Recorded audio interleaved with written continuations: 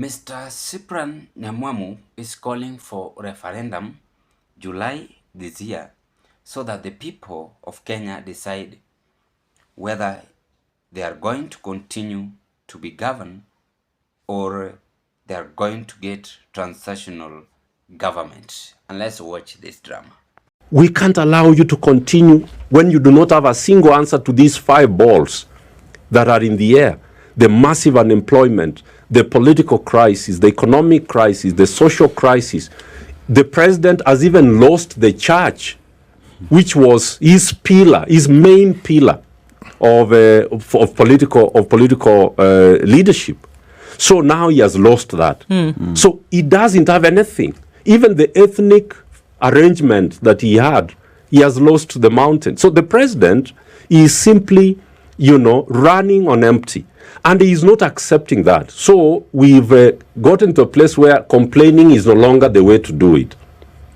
So to Mr. President, we are saying prepare for a referendum in July this year so that the people of Kenya decide whether you are going to continue to govern or they are going to get a transitional government to lead us for the next 2 years until 2027. Because that is what, and that's why I carried my constitution, that is what Article 1 provides us. That the people can exercise the power through directly or indirectly through elected representatives. Yes. Elected representatives in parliament do not represent the people of Kenya anymore. So what are we going to do? We are going to have to rely on ourselves so that we exercise the Article 1 power and form a government through a referendum which will lead the country until 2027 August. That is a clear message to President William RUTO. And Mr. Nyamwamu is now confirming to William RUTO that he has failed. We had discussed this, by the way, yesterday. And when I talked about failing in UDA administration, I can say, number one, the abduction, which they really disturbed Kenyans with. What about the development? What about the development? There's some part of this country you still have no roads. There's some part of this country we still have no electricity. For instance, the truth of the matter, where I come from, I even wrote a letter to the county government demanding that. So, if leaders failing us, then we, the people in the Republic of Kenya, we will react. We will demand and ask them, what have you done to the people whom you are ruling? And now you look at the consequences. Even the Bible is well illustrated. For the consequences of sin is what? Death. Whereby each and every person is expected to do what is right. So, Mr. Nyamwamu is now saying, we better go for a referendum to remove William RUTO if he's not going to perform or listen to the 5 questions demanded by Kenyans. And they are really desiring, they really have that desire that President RUTO's administration to accomplish what he made during his campaign period 2020. You know, a town can build airport. A town can build, can buy Mercedes-Benz. A town can build State House. A town can build and destroy. It's a very small organ, tiny organ in human body. But it is the most dangerous organ in human body part. When you look at RUTO's campaign 2022, he really said so many things that I think and I believe that even the ancestors, some of our ancestors, were surprised. But look at this new twist.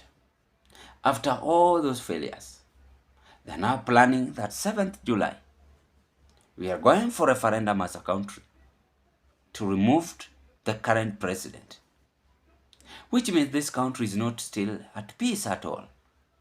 We are not still at peace. When we talk about leadership, what are some of the characteristics we get from leadership? Number one, as a leader, you must act as a peacemaker. Acting as a peacemaker means that there are some problems you need to solve with immediate effect. You don't wait to be informed. As a leader, you must also secure your dream, which you have to the people in the Republic of Kenya.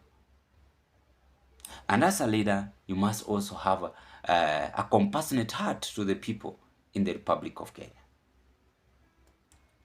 And as a leader, you should not have this evil mentality, thinking on how you can abduct Kenyans, tear gas Kenyans, and so on and so on. The other month, people are jobless. The other day, and even year comes, Kenyans still remain jobless.